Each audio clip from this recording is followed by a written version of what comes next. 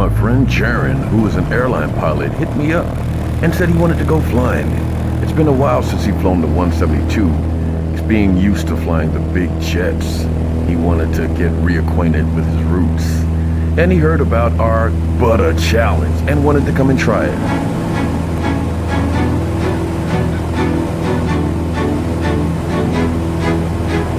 Just because you fly the big jets, it doesn't mean that you can just jump right back into a Cessna 172 and think you can fly it. So it took Jared a couple of minutes to get adjusted to flying low and slow again.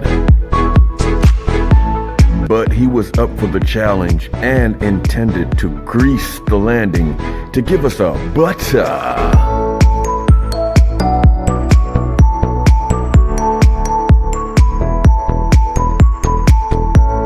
Jaron had his work cut out for him. This was not going to be easy. This was going to be quite challenging. It's been a while since he's flown a 172, and he was attempting to land in strong crosswinds from the right seat.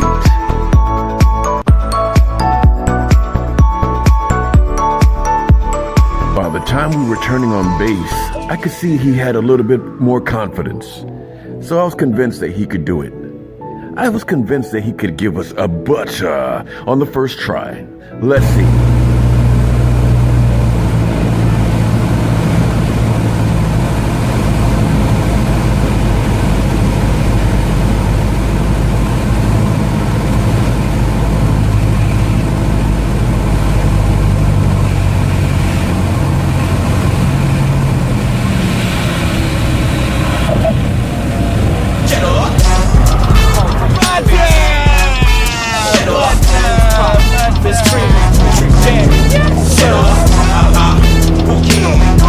Jaron was able to get that butter on the first go, which was great, which built his confidence.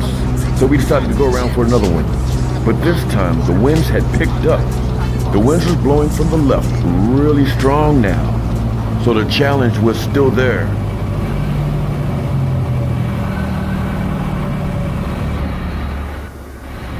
He demonstrated a great three-point crosswind landing, kicking the rudder in at the last minute. He decided to do one more. The winds were getting stronger though, but so was his confidence. He decided to do a short approach.